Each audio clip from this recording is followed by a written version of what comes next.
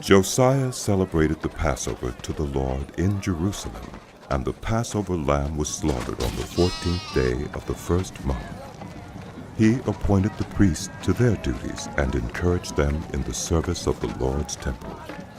He said to the Levites who instructed all Israel and who had been consecrated to the Lord, "Put the sacred ark in the temple that Solomon, son of David, king of Israel, built.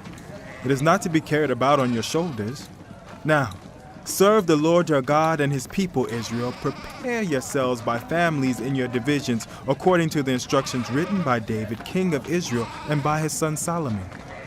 Stand in the holy place with a group of Levites for each subdivision of the families of your fellow Israelites, the lay people. Slaughter the Passover lambs, consecrate yourselves, and prepare the lambs for your fellow Israelites, doing what the Lord commanded through Moses." Josiah provided for all the lay people who were there a total of 30,000 lambs and goats for the Passover offerings, and also 3,000 cattle, all from the king's own possessions. His officials also contributed voluntarily to the people and the priests and Levites. Hilkiah, Zechariah, and Jehiel, the officials in charge of God's temple, gave the priests 2,600 Passover offerings and 300 cattle. Also Conaniah, along with Shemaiah and Nethanel, his brothers, and Hashabiah, Jeiel, and Jozabad, the leaders of the Levites, provided 5,000 Passover offerings and 500 head of cattle for the Levites. The service was arranged, and the priests stood in their places with the Levites in their divisions, as the king had ordered.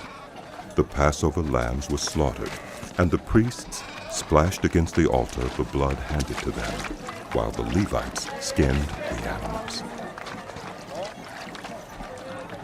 They set aside the burnt offerings to give them to the subdivisions of the family of the people to offer to the Lord, as it is written in the book of Moses. They did the same with the cattle. They roasted the Passover animals over the fire as prescribed, and boiled the holy offerings in pots, cauldrons, and pans, and served them quickly to all the people. After this, they made preparations for themselves and for the priests, because the priests, the descendants of Aaron, were sacrificing the burnt offerings and the fat portions until nightfall. So the Levites made preparations for themselves and for the Aaronic priests.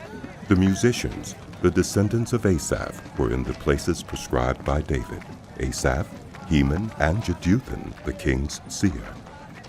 The gatekeepers at each gate did not need to leave their posts, because their fellow Levites made the preparations for them. So at that time the entire service of the Lord was carried out for the celebration of the Passover and the offering of burnt offerings on the altar of the Lord, as King Josiah had ordered. The Israelites who were present celebrated the Passover at that time and observed the festival of unleavened bread for 7 days. The Passover had not been observed like this in Israel since the days of the prophet Samuel, and none of the kings of Israel had ever celebrated such a Passover as did Josiah with the priests, the Levites, and all Judah and Israel who were there with the people of Jerusalem. This Passover was celebrated in the 18th year of Josiah's reign.